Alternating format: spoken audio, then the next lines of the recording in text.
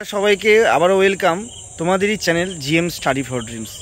আজকের ভিডিওতে আমি আলোচনা করব যে সাব ইন্সপেক্টর পরীক্ষার প্রশ্নপত্র যথেষ্ট সহজ হয়েছে, তাও অনেকের পরীক্ষা খারাপ হয়েছে কেন, এটা নিয়ে আলোচনা করব। এরকম সহজ প্রশ্নে আমরা সিলি মিস্টেক্স এবং নেগেটিভ মার্কিংয়ের জন্য চাকরি অনেকেই পাচ্ছি না। যোগ্যতা থাকা সত্ত্বেও, পরিশ্রম করা সত্ত্বেও এখান থেকে কি করে ওভারকাম করবে সেটা বলবো। এবং এই অক্টোবরে তোমাদের সাব ইন্সপেক্টরের রেজাল্ট আর আসবে না এরকম একটা সম্ভাবনা রয়েছে, সেটা নিয়ে আলোচনা করব। এছাড়া আরও কিছু গুরুত্বপূর্ণ কথা পরীক্ষা রিলেটেড রয়েছে, তো ভিডিওটা সম্পূর্ণ দেখবে, স্কিপ না করে। আর খুব বেশি দীর্ঘায়িত ভিডিওটা করব না, যাতে তোমাদের ইম্পর্টেন্ট কথাগুলো বলেই শেষ করব। আমার চ্যানেলে কোনো এক্সট্রা কোনো প্যাকেজ থাকে না যে পড়ার যেখানে টাকা পয়সা অফার থাকে, আমি ওগুলো কিছুই বলি না, জাস্ট তোমাদের কাজের কথা বলবো। সবার প্রথমে বলে নেবো যে প্রশ্নের মান যেভাবে এসছে, অঙ্ক একদম যেগুলো বেসিক লেভেলের অঙ্ক এসছে, যেটা এক্সপেক্ট করেনি যে সাব ইন্সপেক্টর পরীক্ষাতে আরও স্ট্যান্ডার্ড প্রশ্ন আশা করা যায়। জিকেতেও একদম নর্মাল প্রশ্ন এসছে, কিছু কিছু জিকে যেমন হর্ষবর্ধন নালন্দার সাথে কীভাবে যুক্ত, এরকম স্টাইলের প্রশ্ন সবসময় থাকে। তাহলে এই যে প্রশ্ন এরকম হলো, তাহলে পরীক্ষা কেন খারাপ হলো? পরীক্ষা 3-4টে কারণে খারাপ হয়। কিভাবে খারাপ হয়? যে ইজি অঙ্ক, তাড়াহুড়ো, যে এত সহজ প্রশ্ন পড়েছে, এই প্যানিকের মধ্যে প্যানিক স্ট্রিকেন হয়ে গিয়ে তখন ভুল হয়। আর কি ভুল হয়?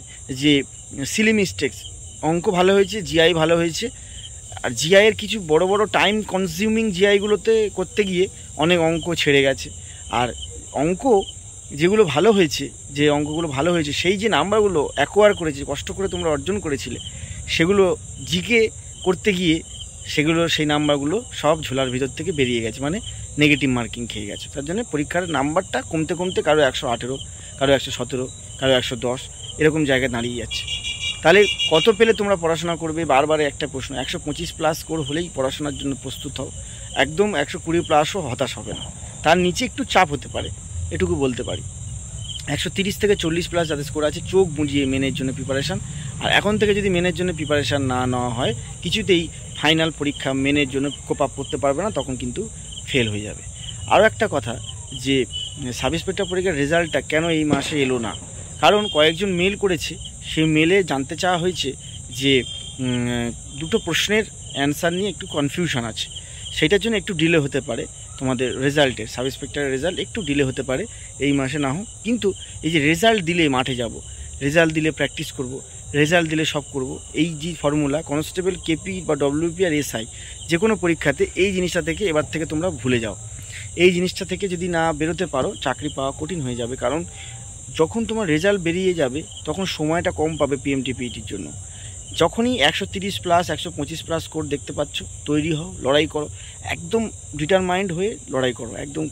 আর পরীক্ষার সেন্টারে পরীক্ষার খারাপ হওয়ার অনেক কারণ আছে, এর আগে আমি অনেকবার বলেছি। পাশে গল্প করা, কাউকে অ্যান্সার বলতে দিতে যাওয়া, কেউ ডিস্টার্ব করলো, ক্যালকুলেশন ভুল হয়ে গেল, ম্যাথ, জিকে, জিআই মিক্স করা থাকে, অনেক সময় একটা বাকি আছে, গোল করে রেখেছিলে, পরে করবে এরকম ভেবেছিলে, কিন্তু সেটা পরে আর করে হওয়া হয়নি, করে মানে তুমি করতে চেয়েছিলে কিন্তু সেটা করা হয় না। আর এরকম কারণেও পরীক্ষা খারাপ হয়।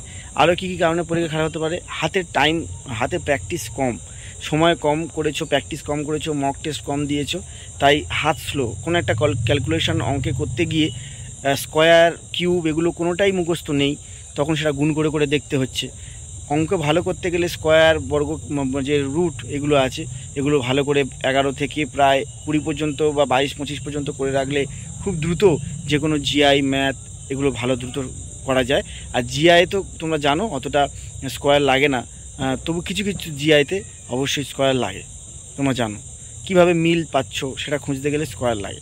তো এইভাবে পরীক্ষা খারাপ হয়। আর কি কি পরীক্ষা কারণে তোমরা এবারে পরীক্ষা খারাপ হয়েছে? যে একটা অঙ্ক করেছো, সেই অঙ্কটা হয়তো প্রথমে 22 অ্যান্সার হয়েছে, সেটাই অ্যান্সার করে দিয়েছো, কিন্তু 22-এর পরে তারপরে অ্যান্সার আছে, সেটা কিন্তু রয়েছে অপশানে, সেটা তোমরা গুরুত্ব দাওনি।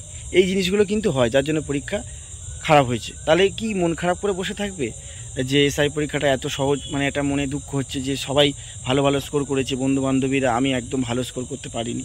তাহলে এই মন খারাপ করে কি দিনের পর দিন বসে থাকবে? না, একটা সুন্দর করে নিজের যেগুলো মানে ভুল থেকে শিক্ষা নিয়ে, কোন কোন জায়গাগুলো ভুল হচ্ছে, কেন দেরি হচ্ছে, কেন আমি কম পারলাম, কেন নেগেটিভ হলো, সেগুলোকে অ্যাসেসমেন্ট করে আবার যুদ্ধের জন্য প্রস্তুতি নাও। কারণ আবার শুরু হচ্ছে, ভ্যাকেন্সি আসার একটা পালা শুরু হবে, আবার ভ্যাকেন্সি তোমরা পাবে। ডব্লিউপি সাব ইন্সপেক্টরও পাবে, কেপি সাব ইন্সপেক্টর পাবে, এক্সাইজ পাবে, সব পাবে, কিন্তু সিট এতটা কমে যাবে, একটু এতটা সিট হবে না।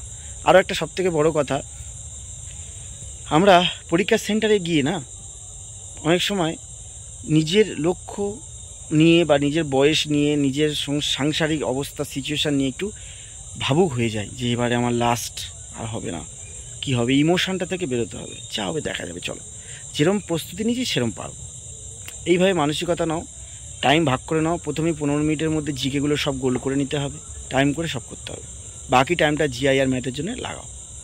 আরও ডব্লিউপি কনস্টেবলে যারা প্রস্তুতি নিচ্ছ তাদের জন্য একটা কথা বলবো, যুদ্ধের দামামা বেজে গেছে, একটা মুহূর্ত সময় আর নষ্ট নয়। জিএম স্টাডিতে তোমাদের ইংরাজি থেকে ক্লাস অলরেডি আসছে, ম্যাথের সারপ্রাইজ ক্লাস কীরকম আসবে, কোন কোন অঙ্কগুলো চ্যাপ্টার ওয়াইজ টাইপ ওয়াইজ করবে সেগুলো রেডি করছি আমি, এক এক করে পুরো পিডিএফটা টেলিগ্রাম হোয়াটসঅ্যাপে পাবে। ভালো থাকো, চ্যানেলটা সাবস্ক্রাইব করো যাতে এরকম সাজেস্টিভ অঙ্ক, সাজেস্টিভ ম্যাথ, জিকে, ইংলিশ সব পাও। আর ভুলে যাচ্ছ বন্ধুরা তোমরা ইংরেজিটা পড়তে, প্রতিদিন ভুলে যাচ্ছ জানি, কিন্তু ক্ষতি হবে তোমাদের, ইংরেজিটা ডেলি পড়ো। কোথা থেকে পড়বে? জিএম স্টাডির প্লেলিস্ট থেকে পড়ো। Thank you.